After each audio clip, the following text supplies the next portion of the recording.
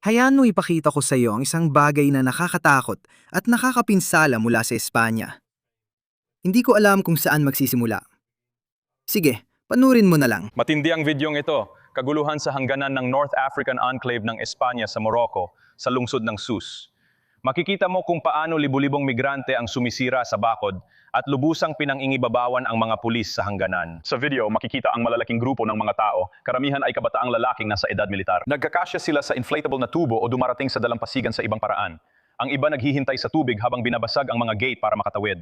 Sandra, tulad dito ng nakita natin noong bukas ang hangganan sa administrasyon ni Biden mula 2021 hanggang 2024.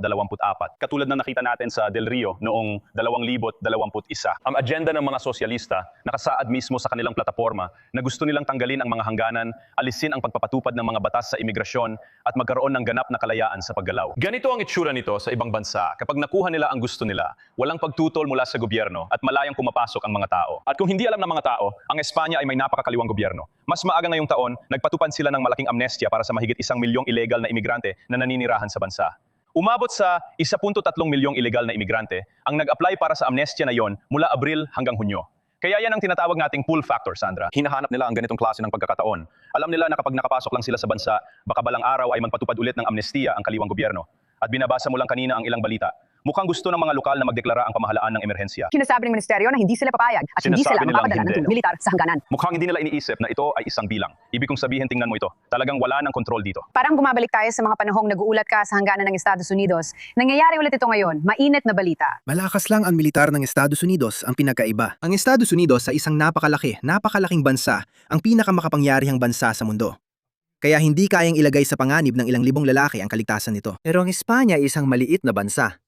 Isa itong sosyalistang woke na bansa. At ayon sa ilang pagtataya ngayon, naglabas na sila ng opisyal na tinatayang mga bilang.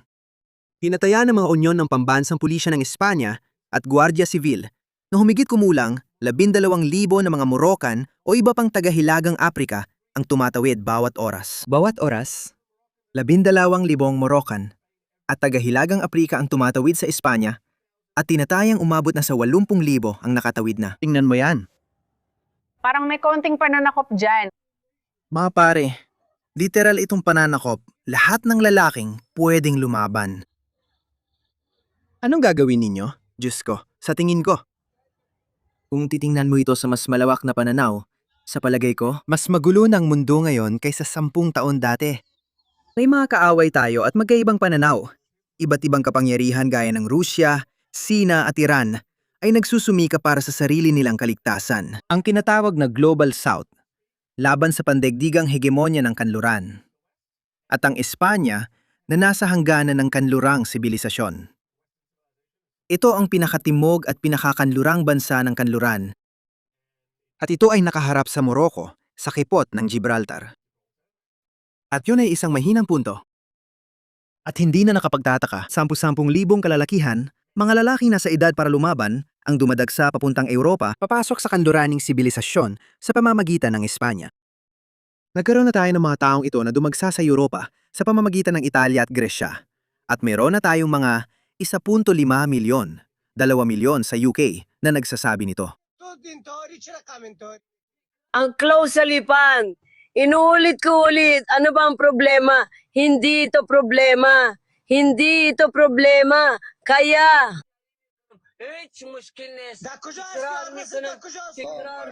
Dumagsa ang mga tao sa Europa at ginagawa nila ang matagal na nilang ginagawa. Ginagawa nila ito nang hahalay, nagnanakaw at pumapatay ng mga tao. At ang kaliwang pakpak ng ating lipunan ay nililinlang ang publiko. Sinasabing wala namang nangyayari. Wala kang makikitang kakaiba dito. Kaya ang kwento nila, lahat ay tao, iisang mundo, isang sangkatauhan, pero sa totoo, magkakalabang puwersa na nag-aagawan ng kapangyarihan. Meron kang kapangyarihang Islamiko, meron kang impluensyang Chino, meron kang impluensyang Ruso, at syempre, meron tayong impluensyang kanluranin. Lahat ng ito ay nangyayari. Lahat ng mga bahaging ito ay gumagalaw patungo sa sarili nating direksyon. At ang kanluran, hanggang sa puntong ito, sabihin nating 20 taon na ang lumipas, kanluran ang pinakamalakas at pinakamatatag na sibilisasyon. At ang natitirang bahagi ng mundo, ang Global South, ay kinamuhian ito. Gusto nitong pabagsakin ang hegemon.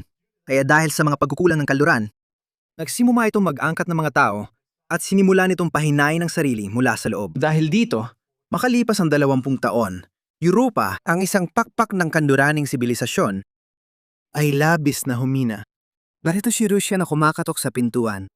Sa kabilang banda, may mga kaliwang politika sa ating lipunan na lalo pang nagpapahina sa kanluraning sibilisasyon mula sa loob.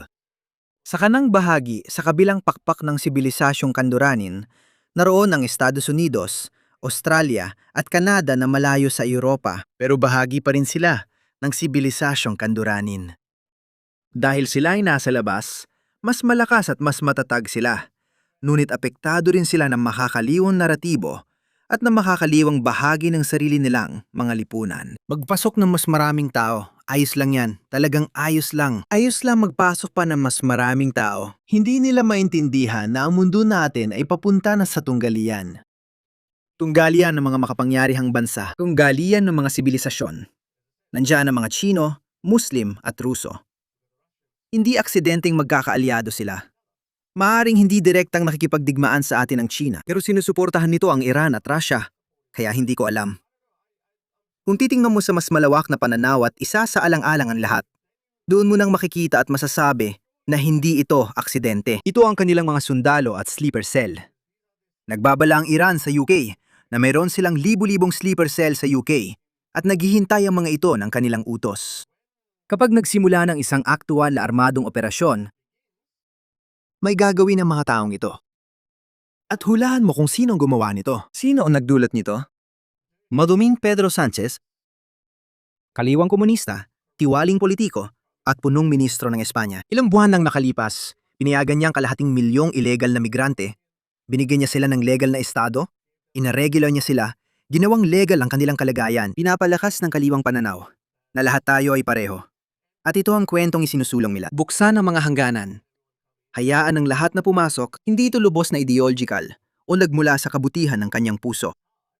Nakasalalay ang kanyang kaligtasan dahil malakas ang paniniwala ang mga kaliwang woke sosyalista komunista ay nagpapapasok ng mga tao mula sa salungat na kultura para makuha ang kanilang buto. Ganun nila mapapanatili ang kaligtasan, kapangyarihan at tilikhay ng kanilang utopia.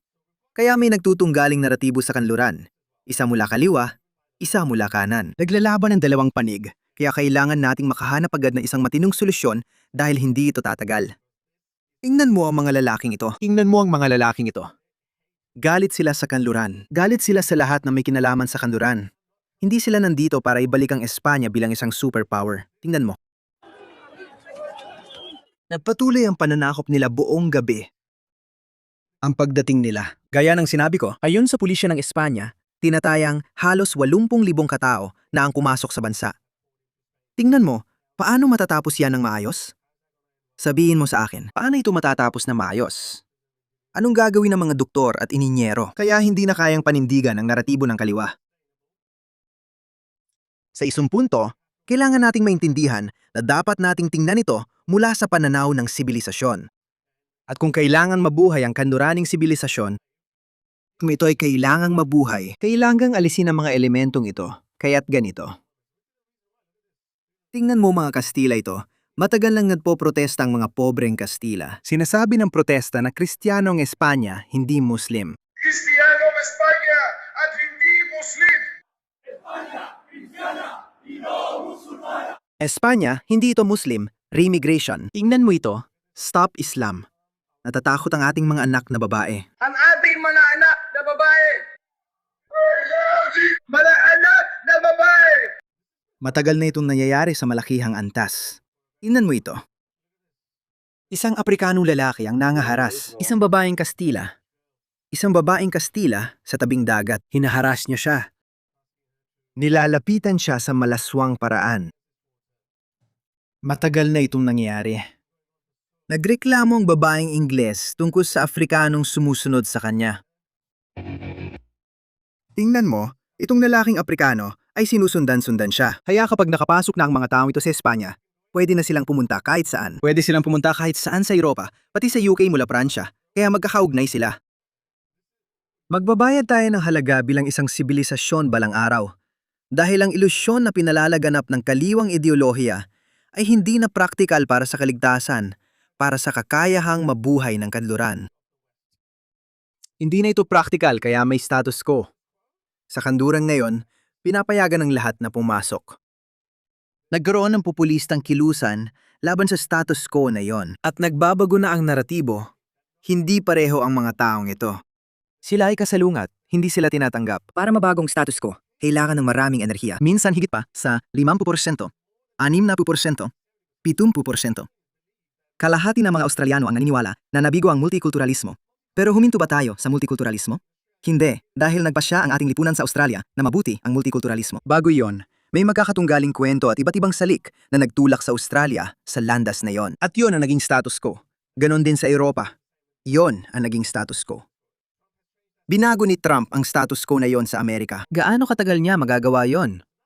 Isa pang tanong yan. Sa tingin ko, maaaring magpatuloy ito dahil sa mga nangyayari. Hindi ito maganda para kanino man. Maliban na lang kung isa kang woke na baliw na makakaliwa. Kung ganon, hayaan mo silang pumasok. Mga doktor at inhinyero raw sila. Tayo, kasama natin silang namumuhay. Pakinggan mo siya. Oo, nakakatakot ang kakakita mo lang. Ipapakita ko sa iyong mas nakakatakot. Pakinggan mo ang baliw na ito. Mayroon akong ibang pananaw tungkol dito. Sige, tuloy mo! Ang kahulugan ng kabaliwan ay ang patuloy na pagsubok na gawin ng isang bagay, inuulit-ulit ang parehong bagay, at paulit-ulit na nabibigo. Hindi mo sila mapipigilan. Nasabi ko na ito noon pa mga taon na ang nakalipas sa programa mo. Puntahan mo ang tabing dagat at salubumin sila. Sila mismo ang huwaran ng mga entrepreneur.